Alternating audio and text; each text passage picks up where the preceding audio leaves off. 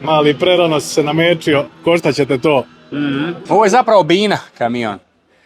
Znaš šta, me samo zanima kako je on Vinjane Donje prošao. Pitaju ga, jel imate išta za prijaviti? Ništa, 26 tona alata. No malo, za osobnu upotrebu, ništa. Vi danas tu zbog kupovine. Mi smo kupci. Možete otvoriti malo iza. Ja i ti prelazimo Vinjane, vidio koliko je mora podmititi. Renovaciju na Vinjanima rade, koliko su morali alata ostaviti. A ne. Rekaj, nema problema za 2-3 kila kumpira, to nećemo gledati. U redu. U redu. Ovaj ga je mora priko polja pritrat u Imotsku. Ko bi ovo pustio? A ne, u stvari još bolje, vrša. Pustite da uđeš, ali ne daju ti nazad, to je još bolje. A ideš prazan nazad. Da, ideš prazan nazad svaka. Svakako će se sve prodat, znaš šta. Ali ja razmišljam, zamisli ti gledat utakmicu na ovome kamionu. Pogledaj ti što je ovo, imaš Istina. sve ovdje možeš taj kauč. Veći Messi na ekranu nego uživo. Znaš šta, treba skeč napraviti.